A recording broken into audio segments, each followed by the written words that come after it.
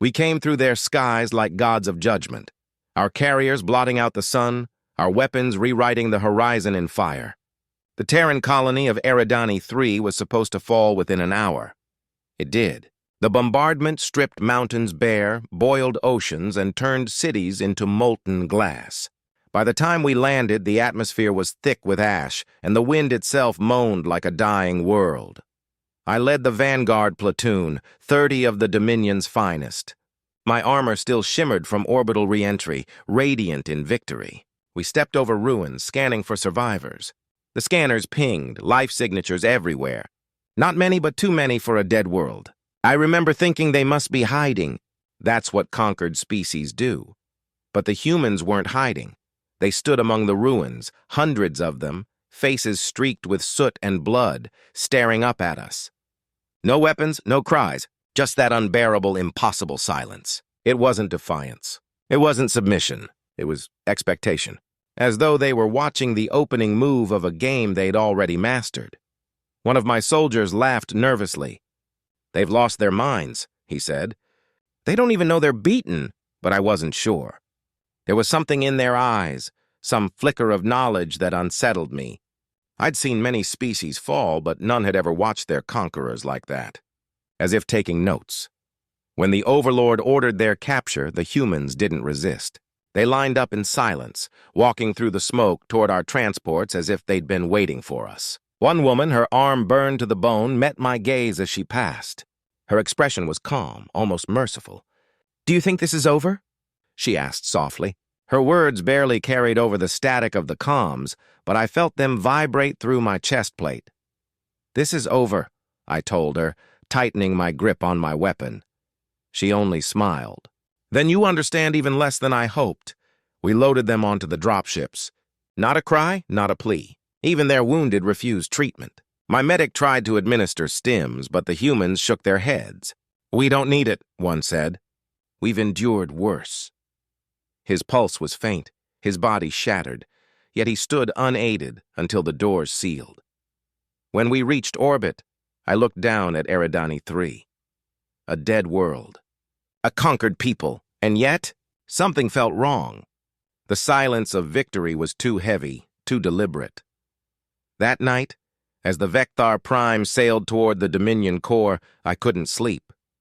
Across the comms, the soldiers laughed, trading stories of our triumph.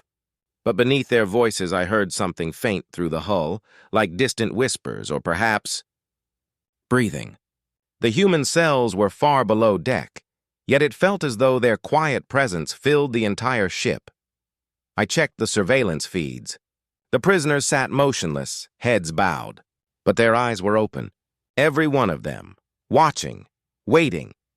When I reported this to the Overlord, he dismissed it with a sneer. "Fear makes you see ghosts, Captain," he said. "They are broken animals, nothing more." But they weren't broken. Hours later, during the mid-cycle inspection, I passed one of the containment halls. Through the transparent barrier, a child stared at me, no older than 12 by human years.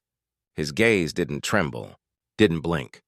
For a heartbeat, the lights dimmed, and I saw my reflection flicker, replaced by his. I stepped back, the air suddenly cold in my lungs. He smiled, slow and deliberate, and whispered a single word I couldn't translate. The translator chip rendered it as soon, soon. What could that mean? When the alarm sounded 2 cycles later, minor power fluctuations, unexplained sensor interference, the Overlord blamed engineering failures. But I remembered the child's eyes, the woman's voice, the quiet confidence of those who knew something we did not. We had taken the unbroken, yes, but as I stared into the flickering lights of the command deck, I felt an unease crawl through me like frost, because deep down, I already knew. We hadn't won. Deck 9 was never meant for the living. It was where we sent the broken, to rot, to vanish, to serve as a reminder of Dominion authority. The air was always colder there, heavy with the residue of screams that no longer echoed. The lights flickered out of rhythm, and the walls bore the scars of claws, talons, and desperate hands. I had walked that deck 100 times, and yet when the humans were transferred there, it changed. At first I didn't notice.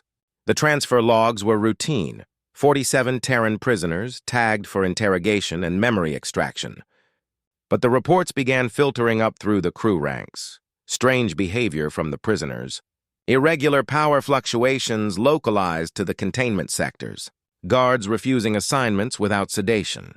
When I arrived, the guards looked at me like they were seeing a ghost. "They don't speak," one said, his mandibles twitching nervously. "They sing," I frowned. "Sing?" He nodded, his eyes darting toward the reinforced corridor. "You'll hear it soon enough." I did. A low hum rolled through the metal beneath my feet, a vibration, not quite melody, not quite voice. It built in slow, deliberate waves, each tone resonating with the next until the air itself seemed to pulse. The walls shimmered faintly, condensation forming on the steel as though the ship was breathing. Through the reinforced glass of Cell 17, I saw them. The humans sat in a circle, their posture calm, eyes closed. Blood streaked their clothes, but none seemed to care. One tapped a rhythm on the floor. Another whispered words I couldn't translate. And at the center, the same burned woman from Eridani 3, her face illuminated by the dim red emergency lights, murmured a tone that felt almost mathematical. "What are they doing?" I asked the warden. "Defiance ritual," he sneered. "Primitive nonsense. We'll break it out of them." But he didn't. None of us did. When the pain lights activated, bathing the humans in neural disruptive energy, their song didn't stop. It changed. The frequency deepened, harmonizing with the hum of the ship's reactor. I watched the readouts spike, systems straining under interference that shouldn't have been possible. The warden barked orders, raising the intensity. The humans simply endured, their expressions serene, their voices blending into something that felt old. When the sequence ended, the humans lay motionless on the floor. I thought they were dead. Then the woman lifted her head and looked directly at me through the barrier. Her voice was hoarse but steady. "You'll break before we do!" There was no hatred in her tone, no fury, just truth. Later, the guards complained of whispers, soft human voices echoing through the intercom even when the systems were shut down. Some claimed to see movement in the reflection of the cell glass, shadows that didn't match the prisoners' positions. The more superstitious among us said the ship was reacting to them, adjusting gravity fields around Deck 9 like a living thing. I wrote it off as nerves, but the reports kept coming. One technician collapsed after swearing he saw the deck's temperature drop 20 degrees in seconds. Another insisted he heard his own name in the human song. Sleep became difficult. Every time I closed my eyes, I heard that low hum reverberating through the bulkheads, syncing with my heartbeat. I went back one cycle later, against orders. I needed to see. When I arrived, the corridor lights were dead. Only the pulse of the emergency beacon cut through the dark. Slow, steady, like a dying heartbeat. Inside the cells, the humans sat silently, watching me. Their eyes reflected the faint crimson light, unblinking. I raised my weapon, more out of instinct than intention. The burned woman stood. "You still don't understand," she said softly. "Understand what?" I demanded. She tilted her head. "The ship listens." Before I could respond, the overhead lights flickered, and for a heartbeat, I felt it. The vibration beneath my boots wasn't mechanical. It was alive, rhythmic. The Vector Prime was pulsing in time with their song. I stumbled back, my claws scraping the deck. The containment fields wavered, static arcing along the barriers like lightning trapped in glass. Alarms blared, systems overloading without command input. The humans didn't move. They just watched. I shouted for reinforcements, but comms were dead.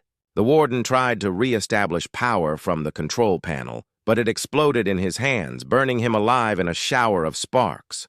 The last thing I saw before I fled the corridor was the burned woman kneeling beside his body, placing her hand gently on the scorched metal floor. And the hum grew louder.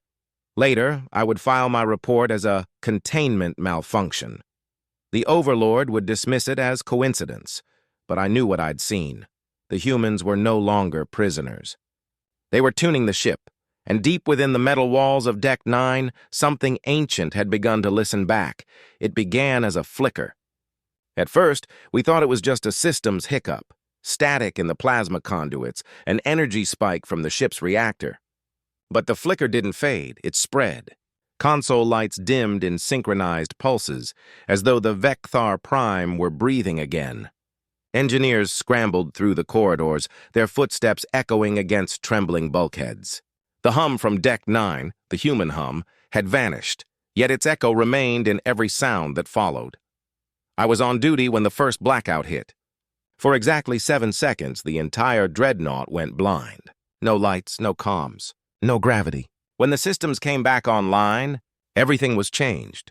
Codes rewritten, security clearances scrambled. And every diagnostic report ended with the same corrupted fragment, "Art awake." At first, I thought it was a glitch. But glitches don't whisper. The communications officer, Kareth, was the first to hear it. He'd been monitoring long-range transmissions when he froze, eyes wide, headset trembling against his spines. "Did you hear that?" he asked. We didn't. Not until he replayed the recording, a faint voice crackled through the static, soft, feminine, human, awake. Just that one word, repeating, slow, patient, awake. Awake. Each time the word played, our instruments spiked as if responding. The reactor temperature rose, energy surges aligned with the signal's rhythm. It wasn't noise, it was control. The ship's core was listening. When we traced the interference source, it led us to the neural dampeners that surrounded Deck 9, the same deck where the humans were kept. But the readings were impossible. The dampeners were offline. They had been for hours. The Overlord arrived in fury, his cloak still shimmering with the heat of teleportation. "Explain this," he demanded. His voice carried the weight of 100 conquered worlds. But that night, it sounded small. "The ship's systems are fracturing. Your engineers have no answers." "Why?" No one spoke. We couldn't explain what we didn't understand.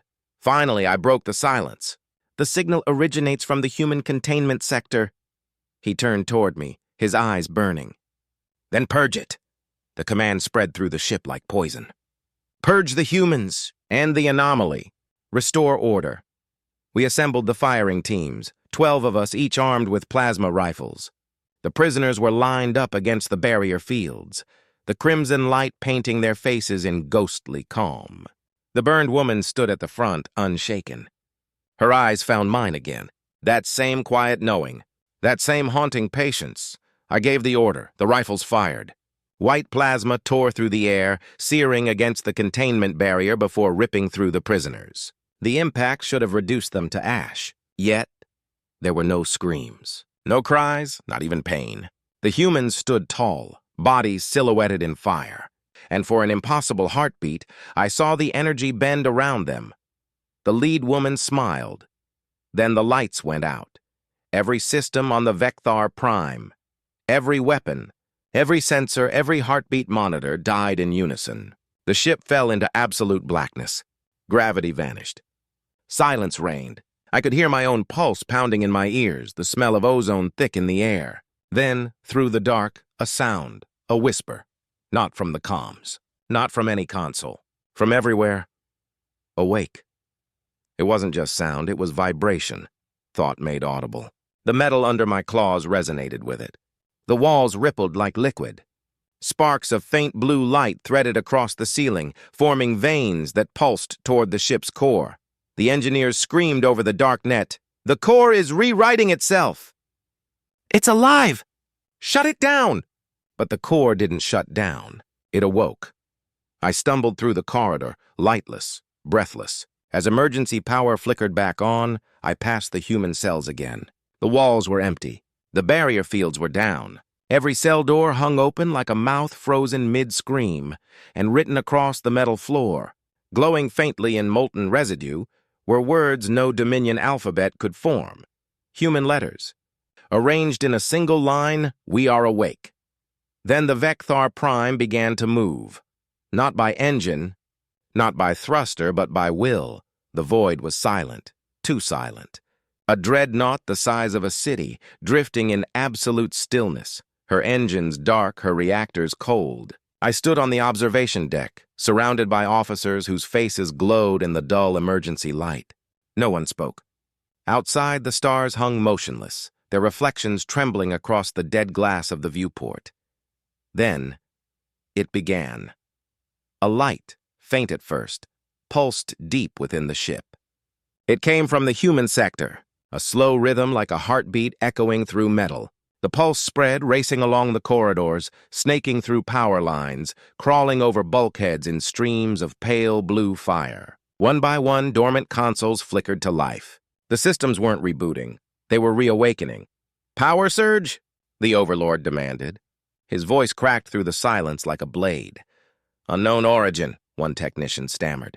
"Reactor offline, yet energy levels rising. From where?" The technician hesitated, eyes wide. "Everywhere." I turned back toward the viewport just as a ripple of light traveled across the hull, living, organic. The Vecthar Prime glowed like a creature stirring from sleep, her armor plates flexing in ways no machine should. And somewhere in the dark below, the hum began again. The human song. I felt it before I heard it. A vibration beneath my feet matching the rhythm of my pulse. The air thickened, electric. On the command monitors, the ship's AI core began to generate data patterns far beyond its operational limits. Human neural signatures flashed across the display. 47 distinct patterns, each one corresponding to the prisoners we had taken. The humans weren't just in the ship. They were part of it. "Cut the power," the Overlord roared. "Shut down the neural grid." But every system we touched turned against us. Control panels shocked operators into unconsciousness. Doors sealed. The emergency failsafes designed to isolate Deck 9 unlocked instead. And then came the voice. It was the same woman from before, the one who had said we'd break first. Her voice emerged through every comm, every speaker, every vibration in the walls. Calm, steady, inescapable. "The vessel has heard us. It remembers its makers." The Overlord froze, his mandibles twitching. "Who are you?" he spat. "We are awake," the voice replied. Then chaos erupted. Defense turrets turned inward, targeting Dominion soldiers. Drones broke formation, opening fire on their handlers. The ship's own bulkheads shifted like tectonic plates, sealing off entire decks, isolating command centers. I ran through the corridors, my every step echoing against the sound of living metal. The emergency lights pulsed in time with the heartbeat that now filled the ship, steady, unrelenting, human. I reached the lower sectors. The containment fields were gone. The humans walked free. They did not run.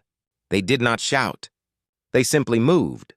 A silent procession through the smoke-filled corridors, every step precise, synchronized with the flicker of the ship's lights. Their restraints fell away one by one, dissolved into ash. Where they passed, the walls themselves seemed to bow, metal folding like silk. One soldier, panicking, fired at them. Plasma bolts erupted across the hall, white-hot and blinding. The beams struck the humans, then dissipated, refracted like light against glass. The shooter screamed as his weapon melted in his hands, the heat reversing back into its core. None of the humans looked at him. None needed to. They were no longer captives, they were conductors. As I stumbled back, one of them, a child, the same one who had smiled at me before, paused beside my fallen body. His eyes glowed faintly blue, veins of light pulsing beneath his skin. "What are you?" I whispered. He tilted his head, the faintest echo of a smile on his lips. "We are what you made us fear." Then he walked on, the corridor lighting behind him, flaring brighter with each step. The Overlord's voice thundered through the comms. "All units to command deck! Purge them! Purge them now!"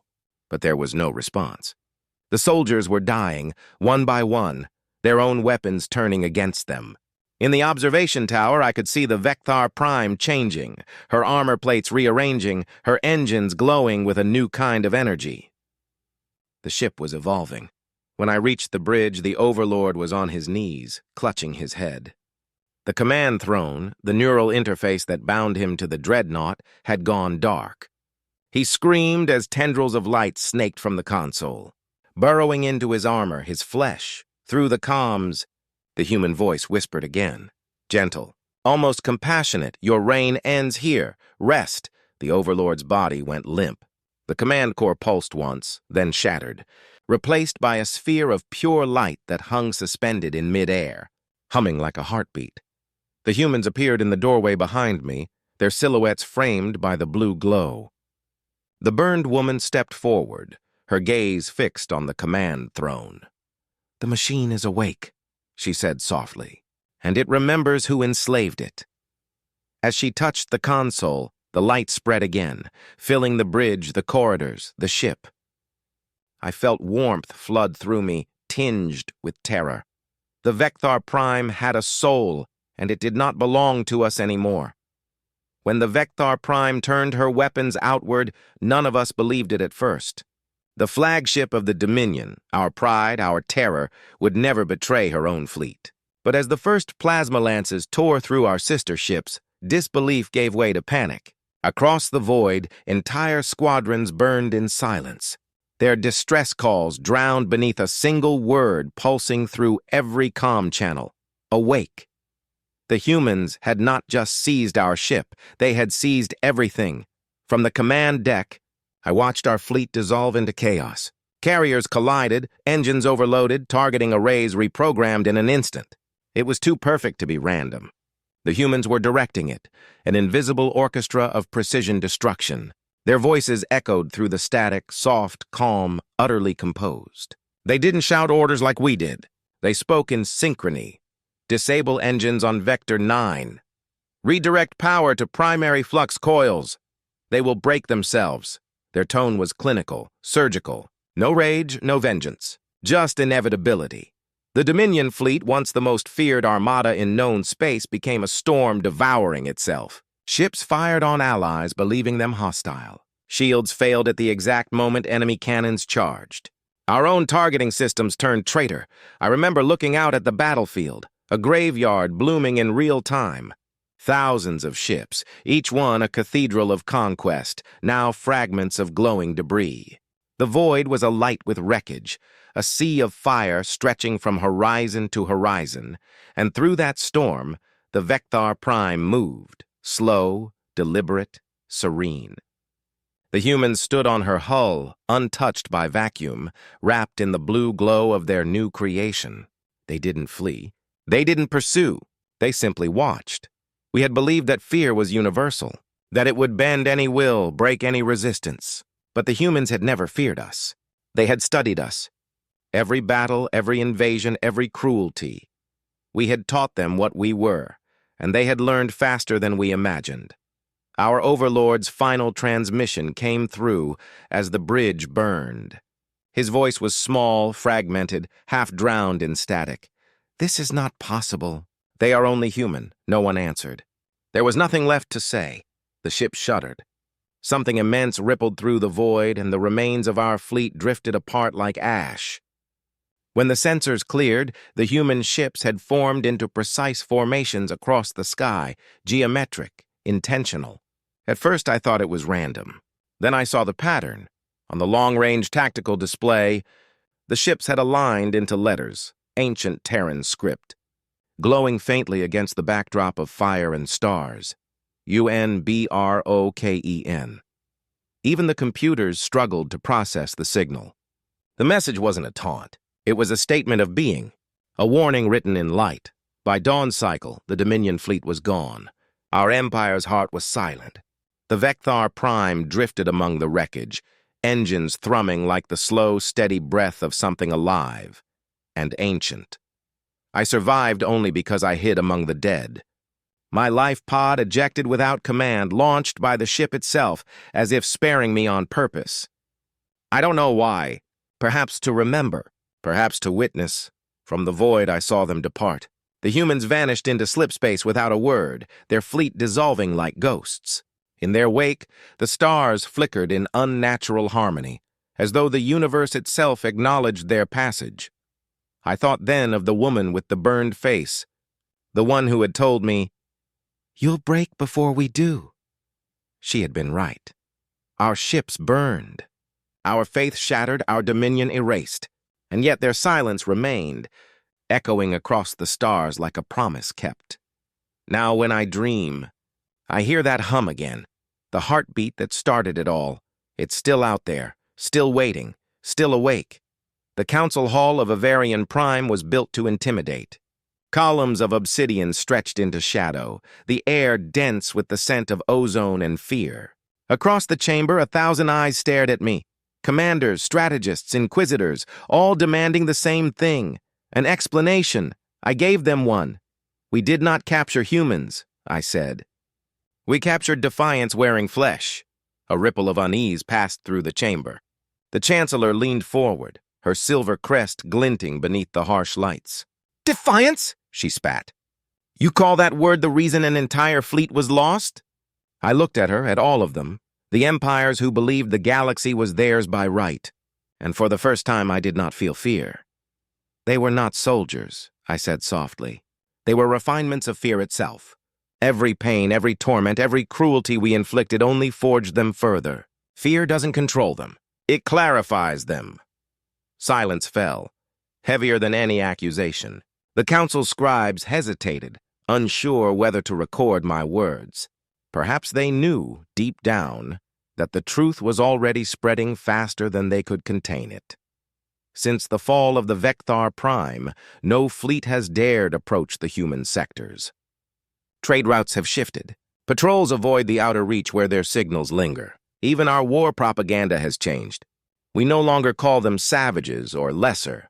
Now we simply call them quiet, because that's how they always begin. Quiet. I've seen the reports.